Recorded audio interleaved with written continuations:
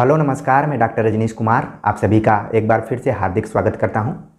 आज के video lecture में हम एक बहुत ही महत्वपूर्ण टॉपिक पर बातचीत करने जा रहे हैं और आपने थंबनेल को भी देख लिया होगा कि हम बातचीत करने जा रहे हैं कि इस कड़ी प्रतियोगी परीक्षाओं के दौर में हम कैसे सफलता हासिल कर पाएँ। जब भी हम किसी भी फॉर्म को अप्लाई करते हैं और फॉर्म को अप्लाई करने के बाद हमारे दिमाग में तुरंत पहला सवाल जो आता है कि इस परीक्षा को तभी पास किया जा सकता है जब इसके लिए हम किसी न किसी कोचिंग को ज्वाइन करेंगे। कोचिंग को ज्वाइन करना क्यों ज़रूरी है? क्योंकि आप देखते हैं कि तमाम जितने भी परीक्षाएं हैं वो भीड़ से भरी हुई हैं। कोई भी ऐसा क्षेत्र नहीं है जहां पर आपको कंपटीशन कम मिले, प्रतियोगी छात्रों की संख्या कम मिले।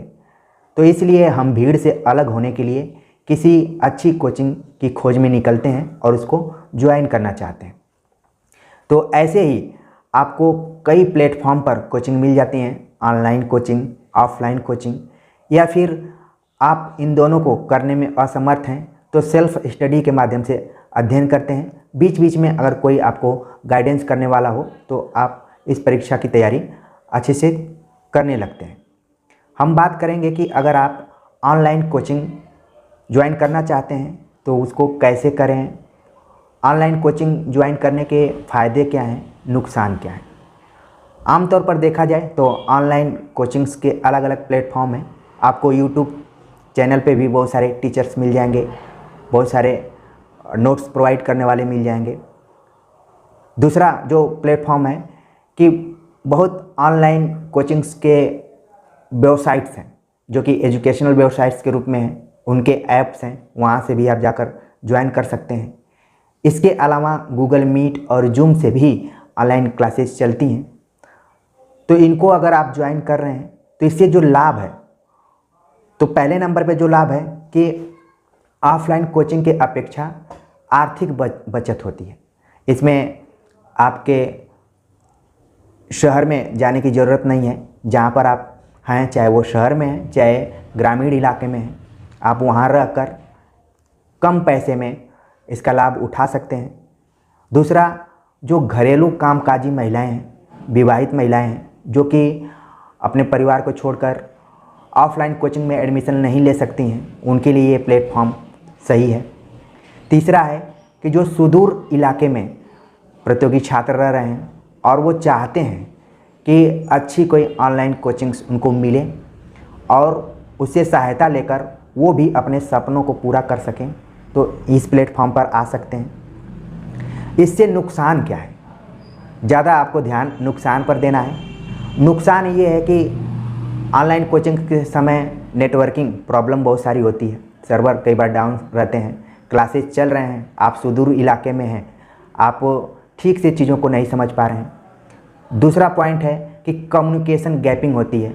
आपके मन में कोई सवाल आ रहा है, आप अपने टीचर से पूछना भी चाह रहे हैं लेकिन नहीं पूछ पा रहे हैं। कमेंट्स अगर आप करते हैं इनबॉक्स कमेंट सेक्शन में तो कोई ज़रूरी नहीं कि उसका आपको आंसर मिले भी तो देरी से मिले, तो ये प्रॉब्लम है। तीसरा जो नुकसान है कि ऑनलाइन कोचिंग्स में देखने में आया है कि फ्रॉडिंग बहुत होती है। जब तक आप एडमिशन नहीं लिए रहते हैं तब तक आपसे बहुत ही अच्छा व्यवहार किया जाता है। जैसे एडमिशन आप ले लेते हैं फिर आपको तमाम तरीके से परेशान किया जाता है। एक दो मैसेज मैंने किसी ग्रुप में देखा था कि ऑनलाइन प्लेटफॉर्म पर एक टीचर्स ने कुछ बच्चों से फीस कलेक्ट किया था और यही कहा था कि 3 महीने में इस कोर्स को हम कंप्लीट कर देंगे, 3 महीने में हम 50 टेस्ट सीरीज करवा देंगे, नोट्स प्रोवाइड कराएंगे प्रिंटेड। लेकिन फ़ीस लेने के बाद करीब 20-21 दिन बीत गया, बच्चे परेशान होने लगे। जब उस टीचर से वे संपर्क करना चाहते थे तब उनका जो मोबाइल है स्विच ऑफ बता रहा है, उनसे संपर्क नहीं हो पा रहा है, या फिर जो बच्चे बार बार कॉल कर रहे हैं उनके नंबर्स को ब्लॉक कर दिया जा रहा है। तो इस तरीके से फ्रॉडिंग भी होती है, इससे बचने की ज़रूरत है। कई बार क्या होता है ऑनलाइन कोचिंग्स में, आप घर पर रहते हैं, आपके क्लास करने का समय है लेकिन उसी वक्त आपके घर में कोई ज़रूरी काम आ गया जिससे कि आपको क्लास छोड़कर जाना पड़ रहा है, तो ये एक प्रॉब्लम है। समय की बर्बादी कई बार होती है। आप ऑनलाइन कोचिंग्स में उसको ज्वाइन करने के लिए अपनी मोबाइल हाथ में लिए, लेकिन पता चला कि उसी समय कोई व्हाट्सएप पर मैसेज कर रहा है, कोई वीडियो कॉल कर रहा है, कोई कुछ कर रहा है, ठीक है, तो आप उस क्लास से अलग हटकर फिर इधर बिजी हो जाते हैं। या फिर आपके दिमाग में आया कि चलते हैं अनुराज हिंदी एकेडमी को देखते हैं कि आज का लेक्चर क्या है। आपने 10-15 मिनट देखा, इसके बाद आपका मन भटकने लगा, फिर आप दूसरी तरफ मुड़ गए, तो ये कुछ नुकसान भी हैं। तो ध्यान में रखिए कि जब भी ऑनलाइन कोचिंग्स आप ज्वाइन करना चाहें तो जो विश्वसनीय कोचिंग्स चैनल्स हैं उनको ही आप ज्वाइन कीजिए। ख़ास तौर से मैंने ये अनुभव किया है कि यूट्यूब पर इतने टीचर्स आ गए हैं जिनके क्वालिफ़िकेशन का बहुत शुद्ध तरीके से पता नहीं है, हालांकि उनके दावे बहुत बड़े बड़े हैं। मैंने देखा एक वीडियोज थी, उसमें पढ़ाने वाले टीचर्स ने लिखा था कि सबसे कम उम्र में हमने पीएचडी किया, 21 साल में ही उन्होंने पीएचडी कर लिया था। तो इस विश्वसनीयता में थोड़ा सा मुझे संदेह हुआ कि 21 साल में कौन पीएचडी कर सकता है, कम से कम 27-28 साल लग जाते हैं विधिवत तरीके से पीएचडी करने में। तो इस तरीके से दावे हैं। कुछ टीचर्स का है कि उन्होंने 4 बार जीआरएफ निकाला। तो ये सब बहुत बड़ी उपलब्धियां हैं जिनको कि छात्रों को अपने तरफ आकर्षित करने का एक जरिया है। इसमें आप सभी को नहीं फंसना है। आप उसी चैनल्स को ज्वाइन कीजिए जिसकी बातें आपको समझ में आए, लगे कि सच्चे मार्गदर्शक के रूप में है और अपने कथनी और करनी में अंतर नहीं रख रहा हो। अगर उस प्लेटफॉर्म ने ये कहा हो कि इस कोर्स को हम इतने महीने में कंप्लीट कर देंगे, प्रिंटेड नोट्स दे देंगे, टेस्ट सीरीज चलाएंगे, तभी आप ज्वाइन कीजिए। क्योंकि इस चैनल से आप जुड़े हुए हैं तो ये पेड चैनल नहीं है, ये चैनल आपके प्रेम के ऊपर निर्भर है। और जैसा कि आप जानते हैं कि जिस चीज़ से आप जितना प्रेम करेंगे उसमें बहुत ही आगे आप जा सकते हैं। बस ध्यान में रखिए कि ये इस प्रेम को तोड़ना नहीं है। आप लोगों के दिमाग में आ रहा होगा कि क्या मैं अगर आप लोगों को ऑनलाइन पढ़ा रहा हूँ तो क्या मैं उन्हीं चैनल्स में शामिल हूँ, लेकिन यहाँ पर आप देख रहे होंगे कि एक अंतर है। यहाँ पर फ्री संबंध है। आप समय निकाल कर आइए, जो भी लेक्चर्स दिए गए हैं उनको आप देखिए और ख़ुद से नोट्स बनाइए। और हमारी कोशिश ये रही है कि जहाँ पर आपके सिलेबस में, आपके परीक्षा पैटर्न में, प्रश्न पत्रों में उतार चढ़ाव रहा है, उस पर हम बातचीत करते हैं। बहुत सारे लोग इससे जल्दी से आगे बढ़ जाते हैं, लेकिन हमने टर्निंग पॉइंट्स को ध्यान में रखा है। जितने भी लेक्चर्स होंगे आप देखे होंगे। तो ये चैनल बहुत ही अलग ढंग का है। यहाँ पर स्वच्छंदता है। यहाँ पर ना आपके ऊपर कोई दबाव है कि इतनी फीस जमा करनी है, न मैंने कोई बहुत कुछ वादा किया है कि मैं आपको नोट्स दूंगा, मैं आपको ये दूंगा वो दूंगा। लेकिन एक चीज़ ध्यान में रखिए कि मेरी कोशिश रहती है कि पर डे मैं आपको किसी न किसी विषय वस्तु से परिचय कराता रहूं और आपको मोटिवेट करता रहूं। तो ये तो अलग है, ठीक है। तो ऑनलाइन कोचिंग्स के फ़ायदे और नुकसान दोनों मैंने बता दिए और अपने बारे में भी हल्का सा बता दिया। अब बात करते हैं ऑफलाइन कोचिंग्स के बारे में। सबसे पहला सवाल ये आता है कि ऑफलाइन कोचिंग ज्वाइन करें तो किस शहर में करें। अगर उत्तर प्रदेश की बात करें, बिहार की बात करें, छत्तीसगढ़ की बात करें, राजस्थान की बात करें, मध्य प्रदेश की, तो कोई एक खास शहर होगा जहाँ पर अच्छी पढ़ाई हो रही। यूपी की बात करें तो प्रयागराज एक ऐसा शहर है जहाँ पर आपको हर परीक्षा की कोचिंग मिल जाएगी। जिसमें आप कोचिंग करना चाहते हैं, जिस भी परीक्षा की तैयारी करना चाहते हैं, वहाँ पर मिल जाएगी। अगर हिंदी साहित्य से आप यूजीसी नेट प्रवक्ता, असिस्टेंट प्रोफेसर बनना चाहते हैं तो वहाँ पर ऑफलाइन बहुत सारी कोचिंग्स हैं, आप जाकर ज्वाइन कर सकते हैं। बस ध्यान में ये रखना है कि आप ऐसी कोचिंग्स को ज्वाइन करें जो कि विश्वसनीय हो, जो अपने कथनी और करने में अंतर नहीं रख पा रही हो, ठीक है। तो इसको ध्यान में रखना है। लाभ क्या है? लाभ ये है कि जब ऑफलाइन कोचिंग आप ज्वाइन करेंगे तो वहाँ पर आपको कम्युनिकेशन गैपिंग नहीं होगी। आप अपने प्रश्नों को सीधे अपने टीचर से आप पूछ सकते हैं, ठीक है। ज़्यादा आपको वक्त भी नहीं लगाना पड़ेगा। पर डे आप जाकर जो भी चीज़ें नहीं समझ में आ रही हैं टीचर से पूछ सकते हैं। तो कहने का मतलब ये है कि संप्रेषण वहाँ पर ठीक रहेगा, तुरंत का तुरंत जवाब मिलेगा। दूसरा होगा कि आप वहाँ पर क्लासरूम में बैठकर पढ़ेंगे तो अलग तरीके का वहाँ पर कंसंट्रेशन बनता है।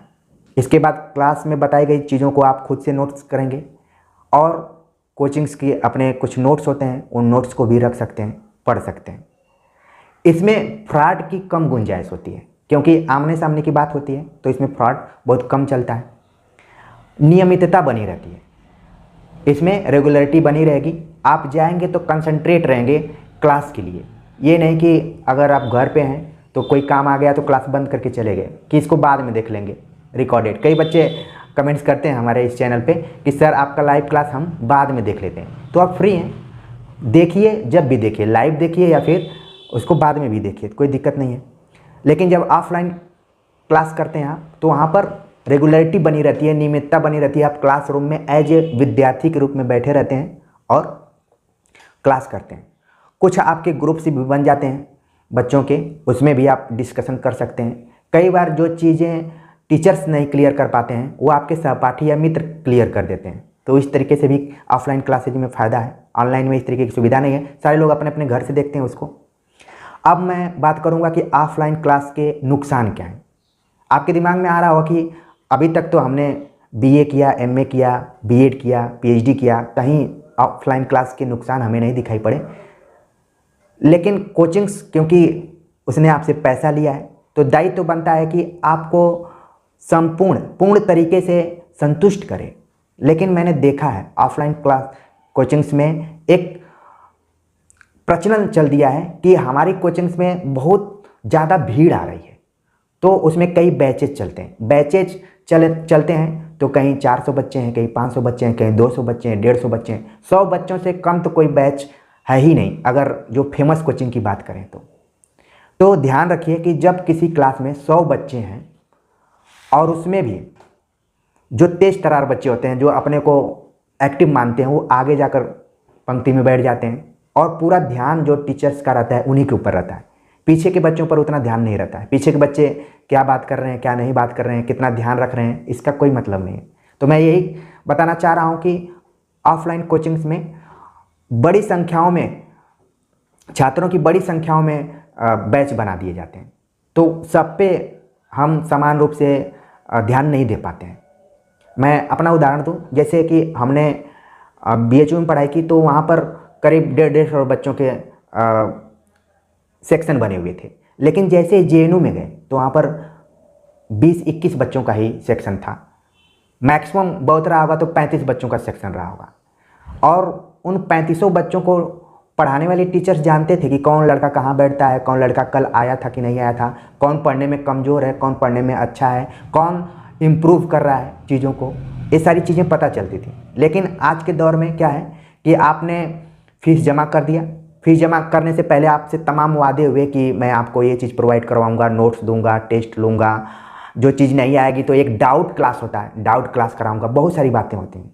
लेकिन बाद में पता चला कि डेमो में कुछ बताया गया था और रियल में कुछ हो रहा है।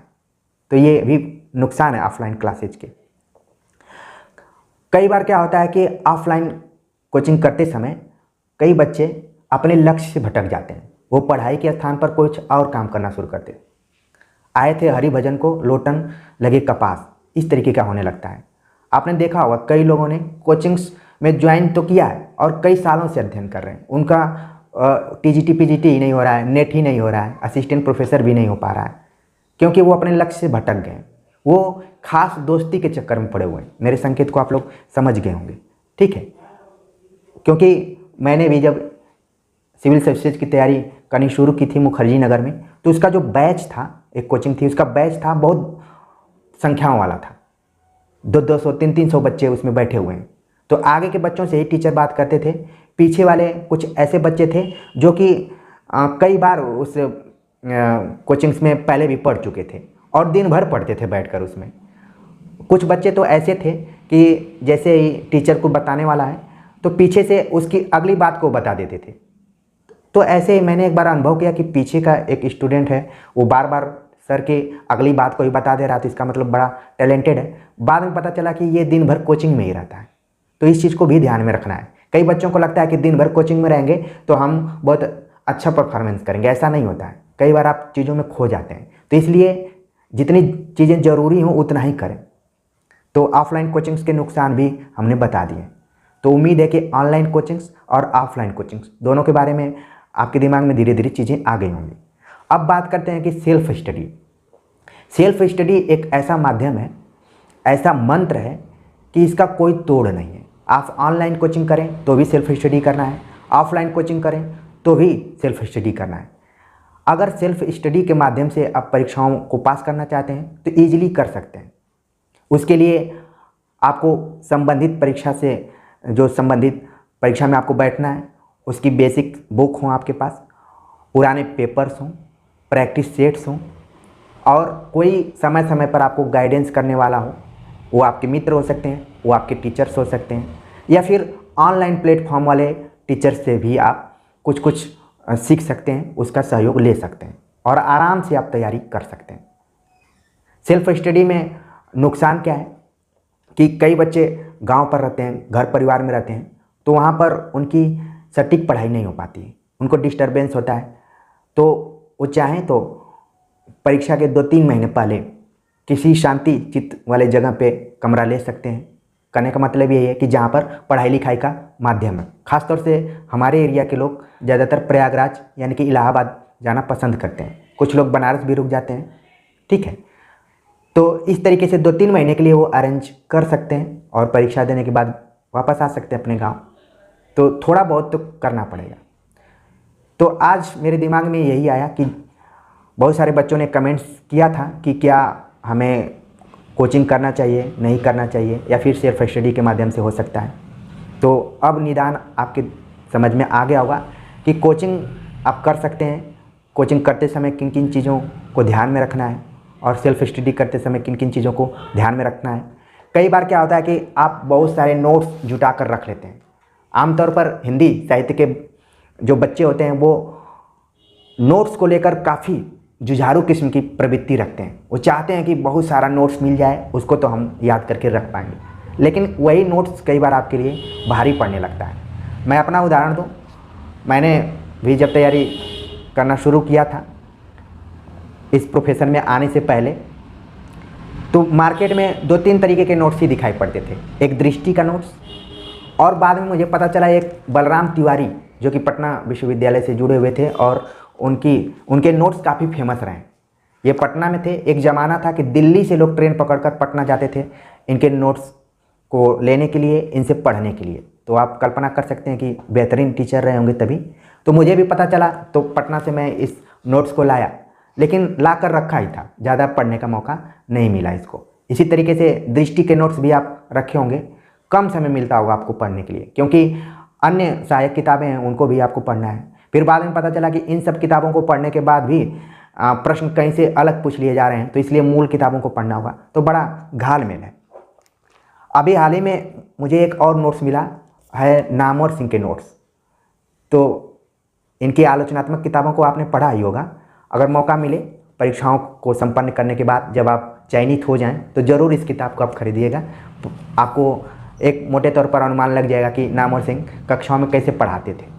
तो हमने तो इनसे नहीं पढ़ा, लेकिन जेएनयू से जुड़े होने के नाते एक थोड़ा सा आत्मीय लगाव है। तो इस किताब को मैंने खरीदा और धीरे धीरे मैं इसका अध्ययन कर रहा हूँ। ये पूरे भारतीय काव्य शास्त्र पर आधारित बुक है, जिसका कि मैं यूज आप लोगों को पढ़ाते समय ज़रूर करूँगा, उसका आपको रिफ्लेक्शन दिखाई पड़ेगा। तो ठीक है, तो आज आप लोगों ने समझ लिया होगा कि online coaching, offline coaching, self study में बेहतर कौन है। जैसा कि मैंने बताया कि दोनों प्लेटफॉर्मों पर आप जा सकते हैं, ऑनलाइन भी ज्वाइन कर सकते हैं, उसमें भी सेल्फ कंट्रोल होते हुए सेल्फ स्टडी ही आपको करना है। ऑफलाइन क्लासेज में जाएंगे आप तो वहाँ पर भी आपको कुछ ऐसी चीज़ें हैं जो कि नुकसान कर सकती हैं, उन पर भी आपको सेल्फ कंट्रोल करते हुए सेल्फ स्टडी करना है। तो तीनों की अच्छाइयों और कमियों दोनों के बारे में हमने बता दिया है। उम्मीद है कि आपको कुछ न कुछ गाइडेंस मिला होगा। जहाँ तक इस चैनल की बात है तो ये चैनल बीच का है। यहाँ पर पूरी कोशिश की जाती है कि आपको लेक्चर प्रोवाइड करवाया जाए, आपको प्रैक्टिस कराई जाए और आप खुद से नोट्स बनाएं, और बाद में पता चले कि आपका जो नोट्स है वो 100-150 पेज का हो गया है और ख़ुद आपके अंदर एक कॉन्फिडेंस आएगा कि ये मेरा नोट्स है। अभी तक आप कोचिंग्स के नोट्स के पीछे दौड़ रहे होंगे, लेकिन जिस दिन ये आभास होने लगेगा कि ये मेरा नोट्स है, उस दिन समझिए कि आप बहुत ही अच्छी स्थिति। कोशिश ये है कि जो बेसिक चीज़ें हैं वो आपको बताई जाएं, और जहाँ पर उतार चढ़ाव हुआ है हिंदी साहित्य के अंतर्गत, टर्निंग पॉइंट्स हैं, उनको इंडिकेट किया जाए, उनके बारे में बताया जाए। नॉर्मली चीज़ों को तो आप बहुत ही अच्छे से हैंडल कर लेंगे, जैसे रचनाओं को याद करना है उनको याद कर लेंगे। मैंने बताया कि किन रचनाकारों और विधाओं पर ज़्यादा जोर देना है, किन किन को याद करना है, तो ये बड़ी बात है। ये आपको ऑफलाइन कोचिंग और ऑनलाइन कोचिंग में बहुत कम जगह पर बताई जाती है। बाकी तो सारे लोग अपने बारे में और अपने चैनल के बारे में, अपने नोट्स के बारे में ज़्यादातर बताने की कोशिश करते हैं, उसी में समय चला जाता है। लेकिन यहाँ पर थोड़ा सा मैं अलग एंगल रखता हूँ। मैं कोशिश करता हूँ कि क्या पढ़ें, कैसे पढ़ें, कब पढ़ें, कैसे नोट्स बनाएं, ठीक है। तो इन छोटी छोटी चीज़ों को बताने के लिए यहाँ पर आया हूँ। बाकी ईश्वर की कृपा से और आप लोगों की कृपा से मुझे किसी चीज़ की कमी नहीं है। बस मैंने जितने भी पढ़ाई की, अच्छे जगहों से पढ़ाई की, उसका एक मैं वापस करना चाहता हूँ आप सभी को पढ़ाकर, ठीक है। तो उम्मीद है कि मेरी भावनाओं को आप सभी अच्छे से समझ रहे होंगे और इस चैनल को पेड चैनल न मानकर आप प्रेम करते रहिए और इस प्रेम का अच्छा रिजल्ट आएगा। तो आज के लिए बस इतना ही। मिलते हैं एक नए वीडियो लेक्चर के साथ, तब तक के लिए नमस्कार।